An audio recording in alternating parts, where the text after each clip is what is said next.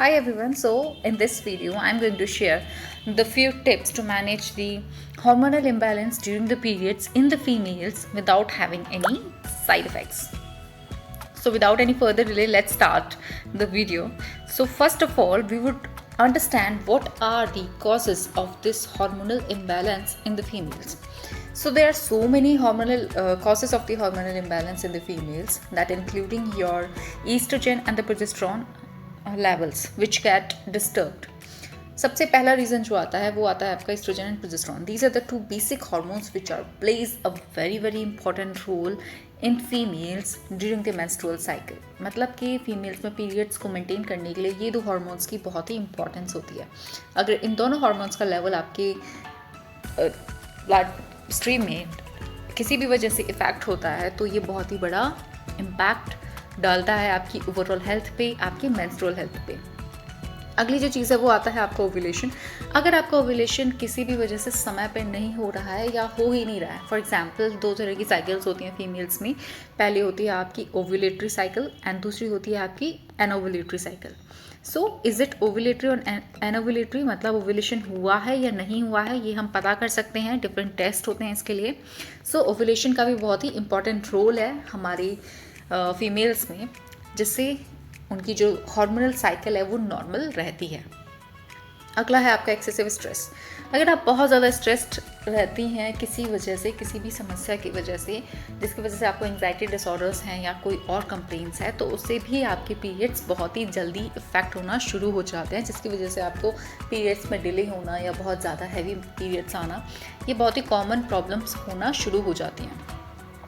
ये भी एक सबसे बड़ा कारण है आपके हार्मोनल इम्बैलेंस का फीमेल्स में. नेक्स्ट जो कारण है वो आता है आपका अनहेल्दी डाइट एंड और any kind of chronic disease. अगर आप डाइट अपनी अच्छे से नहीं लेती हैं, अगर आप भरपूर पौष्टिक आहार नहीं खाती हैं, तो ऐसे में आपका बहुत ही हार्मोनल इम्बैलेंस होने के चांसेस बढ़ जाते हैं. क्योंकि जो बॉडी की रिक्वायरमेंट है, जो फुलफिलमेंट है, जब वो फुलफिल नहीं होती है तो बॉडी अच्छे से काम नहीं कर पाती है. इसके अलावा अगर आपको कोई क्रॉनिक डिजीज़ है, मतलब कि कोई ऐसी बीमारी है जो आपको बहुत ही लंबे समय से है, जिसमें आपके डिफरेंट मेटाबॉलिक डिसऑर्डर्स भी आते हैं, जैसे कि आपका थायराइड हो गया, ये सारी चीज़ें क्या करती हैं, ये आपके हार्मोन्स को बहुत ही ज़्यादा इफ़ेक्ट करती हैं, जिसकी वजह से आपके हार्मोन्स का जो लेवल है वो डिसबैलेंस होना शुरू हो जाता है, जिससे महिलाओं के पीरियड्स में भी बहुत ज़्यादा समस्या देखी जाती है. अगले जो रीज़न है वो है आपका सर्टेन काइंड ऑफ मेडिकेशंस. अगर जैसे हमने अभी बात की कि आप किसी भी क्रॉनिक डिजीज़ से अगर सफ़र कर रही हैं, तो ऐसे में अगर आप अलग अलग तरह की मेडिसिन बहुत लंबे समय से कंज्यूम कर रही हैं, तो long term of exposure to the medicine is also one of the major reason of having hormonal imbalance in the females. ठीक है. So these are the major 5 factors that results into the hormonal imbalance in the females. Now, let's have a question. Is it possible to control the hormonal imbalance during the periods? क्या ऐसा possible है कि हम इस hormonal imbalance को control कर सकते हैं? तो of course, it's a big yes. We can control our hormonal imbalance in the females during the periods or after the periods very easily with the help of the certain medicines. Hi, so myself Dr. Sushmita. So I have 8 years of experience to treat all kinds of female reproductive disorders and treated them well with the help of the homeopathy. So I'm a classical homeopath and I have treated so many cases which regarding to the PCOS and the PCOD. Apart from that, the uterine fibroid, ovarian cyst. So such disorders are easily noticed in the females nowadays. आजकल बहुत ज़्यादा देखने को मिलती हैं ये सारी चीज़ें because of the different life styles.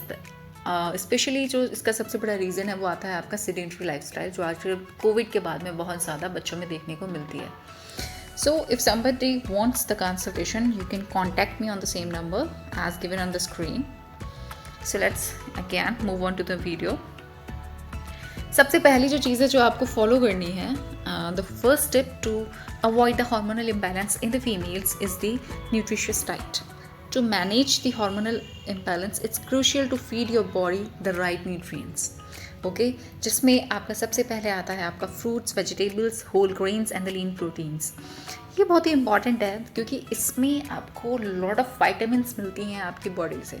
तो जो भी सीज़न में आपके पास सब्ज़ी आती है, जो भी फ्रूट है, जो बेसिकली इजीली आपको आसानी से मिल जाता है बाज़ार में, मार्केट में, वो आप कोशिश करें कि ज़्यादा से ज़्यादा कंज्यूम करें। और कोई भी फ्रूट या वेजिटेबल है तो आप उसको हमेशा वॉश करने के बाद ही कंज्यूम करें। अगला है आपका ओमेगा 3 फैटी एसिड। ये जो है ये बहुत ही इंपॉर्टेंट होता है फीमेल्स के लिए। ये आपको कहाँ से मिलेगा? फ्लैक्स सीड्स, अलसी के दाने से मिल सकता है, अखरोट से मिल सकता है। And the salmon is a fish. अगर आप नॉन वेजिटेरियन हैं तो आप fish is a best source to have the omega 3 fatty acid. ये आपके हार्मोन्स को बैलेंस करने में बहुत ही ज़्यादा हेल्पफुल होता है। इसके अलावा अलग से इसके कैप्सूल्स भी आते हैं जो कि आपके न्यूट्रास्यूटिकल कंपनीज, बहुत डिफरेंट कंपनीज प्रोवाइड कराती हैं मार्केट में on the cheap prices. Next है आपका क्रूसीफेरस वेजिटेबल्स। क्रूसीफेरस वेजिटेबल्स में आपका क्या आता है? ब्रोकली। जितनी भी तरह की आपकी गोभी होती है, जिसमें ब्रोकली भी आती है, पत्ता गोभी एंड द फूल गोभी, जितनी भी आपकी गोभियाँ होती हैं सारी की सारी क्रूसीफेरस वेजिटेबल्स में आती हैं। इसके अलावा इसका मेन रोल क्या है? इसमें फाइबर बहुत अच्छी मात्रा में होता है, ठीक है। तो ये भी आपके हार्मोनल इम्बैलेंस को नॉर्मलाइज करने में बहुत ही हेल्पफुल होता है। इसके अलावा flax seeds, again we have discussed earlier. तो ये सारी चीज़ें क्या करती हैं? बॉडी से टॉक्सिन्स को रिलीज करने में हेल्प करती हैं एंड इम्प्रूव करती हैं आपके हार्मोनल इम्बैलेंस को। नेक्स्ट है आपका हाइड्रेशन। पानी बहुत बहुत ज़्यादा इंपॉर्टेंट है फीमेल्स के लिए। अक्सर करके देखा जाता है फीमेल्स पानी बहुत कम पीती हैं, पानी का कंजप्शन बहुत ही कम करती हैं, जबकि कम से कम 8 ग्लासेस आपकी डेली रूटीन में आपको कंज्यूम करना बहुत ही इम्पॉर्टेंट और मैंडेटरी होता है। पानी क्या करता है? ये आपके बॉडीली फंक्शंस को इंक्लूडिंग योर हार्मोन रेगुलेशन दोनों को मेंटेन करता है। जैसे कि फीमेल्स में देखा जाता है पीरियड से पहले आपको ब्लोटिंग की बहुत ज़्यादा समस्या होती है ना। ये बहुत ही कॉमन सिम्टम है जो ज़्यादातर महिलाओं में या लड़कियों में देखने को मिलता है। तो ब्लोटिंग की जो समस्या है ये काफ़ी हद तक ऑलमोस्ट 40 to 50% कवर हो जाती है अगर आप अपना बॉडी का हाइड्रेशन या आप अपनी पानी की मात्रा नॉर्मल रखते हैं तो।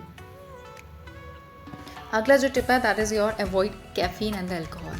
अगर आप बहुत ज़्यादा कैफीन इंटेक करते हैं या फिर आप अपनी लाइफस्टाइल शो करने के लिए, मेंटेन करने के लिए कभी कभी अल्कोहल का कंजप्शन करती हैं तो ये बहुत ही लिमिटेड होना चाहिए। ऐसा क्यों है? क्योंकि कॉफ़ी जो होती है वो आपके कॉर्टिसोल लेवल को बढ़ाती है। कॉर्टिसोल क्या होता है? It's a stress hormone which can worsen the symptoms of the hormonal imbalance like anxiety. जैसे ही आपका कॉर्टिसोल लेवल बढ़ता है आपका एंग्जाइटी लेवल भी बॉडी में बढ़ता है, जिसकी वजह से आप इरिटेबल, जैसे हम चिड़चिड़ापन बोलते हैं, या फिर इंसोमिया, जिससे नींद ना आना, इस तरह की समस्याएं आपको देखने को मिल सकती हैं। तो आप अपना कैफीन लेवल लिमिटेड रखें, specially at the time of the ovulation और आफ्टर द ओवुलेशन। अल्कोहल क्या करता है? ये डिटॉक्सिफिकेशन जो प्रोसेस है हमारी बॉडी का उसमें इंटरफेयर करता है और साथ ही आपके हार्मोन्स जो होते हैं उन्हें कई बार एक्सेस फॉर्मेशन करने में मदद देता है या फिर प्रोवोक करता है, जिसकी वजह से क्या होता है कि आपकी नींद भी डिस्टर्ब होती है और आपका हार्मोनल इम्बैलेंस भी होना शुरू हो जाता है। So try to avoid these two things if especially you are near to the ovulation और आफ्टर द ओवुलेशन। अगली जो टिप है that is your spend some time in the sun. ऐसा क्यों बोला जा रहा है? Because vitamin D plays a very important role in regulating the hormones, especially the oestrogen and the progesterone. Okay, this is why आप कोशिश करें कि थोड़ा सा आप सन के एक्सपोजर में भी जाएं। स्पेशली जो गर्ल्स अपना 9 to 5 जॉब करती हैं उनके पास इतना टाइम नहीं रहता है, बट द मॉर्निंग सनलाइट जो है वो बहुत ही इंपॉर्टेंट होती है। आई एम नॉट सेइंग कि आप दोपहर के 2 बजे दोपहर में जाके खड़े हो जाएं, बट मॉर्निंग की जो लाइट है ना दैट इज़ लाइक 6 to 10, इस बीच में अगर आप सनलाइट के एक्सपोजर में जाती हैं so that will be a very good time to consume some vitamin D, natural vitamin D you can say, okay? Other than that, after the 30s, every woman should consume the vitamin D supplements in their diet. Next जो tip है that is your keep yourself active. Because of the sedentary lifestyle, females nowadays are facing a lot of problem in their periods. So it's very important to do the exercise at least thrice a week. इससे क्या होगा? इससे आपकी जो sugar level है blood में वो maintain रहेगा, ठीक है, इंसुलिन स्पाइक्स नहीं होंगे आपको। और इसके अलावा जो आपका एक एंडोर्फिन होता है that is a feel good hormone in your body, तो वो भी बहुत अच्छे से स्टिमुलेट होता है। So that is the reason that you started to feel good and happy.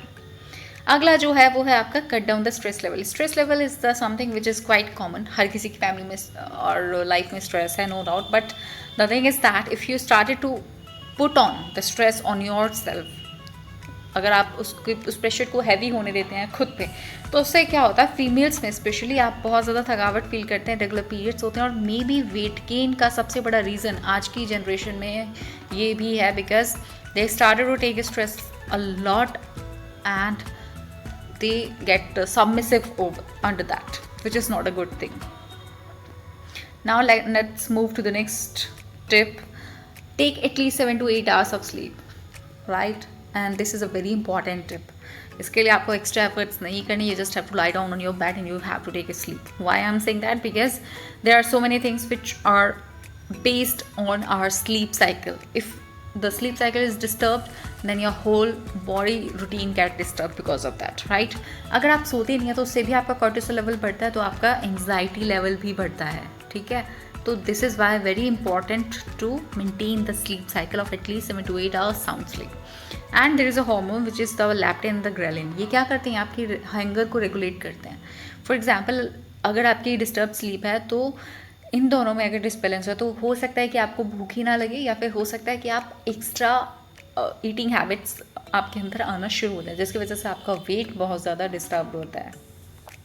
अगली जो टिप है वो है आपकी avoid the cosmetics with a high chemical content. To look beautiful, to apply the cosmetic, it's not a wrong thing, but if you are using it a lot, तो उसमें क्या होता है, इसमें आपका एंडोक्राइन डिस्टर्बिंग केमिकल्स होते हैं जो कि आपके हार्मोन्स में इंटरफेरेंस करते हैं. अब ये हार्मोन्स क्या करते हैं, सच एज पैराबिन है, आपका सिंथेटिक फ्रेग्रेंसेज है, मिमिक ईस्ट्रोजन है इन द बॉडी, तो वो क्या करता है, ईस्ट्रोजन डोमिनेंस करना स्टार्ट कर देता है.